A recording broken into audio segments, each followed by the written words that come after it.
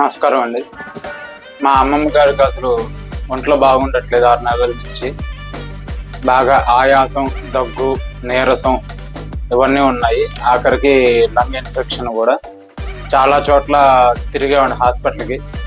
అయితే ఎక్కడా కూడా ఉపయోగం ఉండట్లేదు. అలాగా ఫలానా ద్వారా ఎంక్వైరీ చేస్తే ఎక్కడైనా తగ్గుతుందేమో అని ఎంక్వైరీ చేస్తే ఇలాగ పిల్లయ్యార్ ఆయుర్వేద వైద్యశాలలో తగ్గుతోంది, మంచి మందులు ఇస్తున్నారు, అక్కడికి వెళ్ళి ఒకసారి ట్రై చేయండి అని చెప్పారు. సరే అని చెప్పి ఇక్కడికి వస్తే ఇచ్చారు చాలా మంచి మందులు.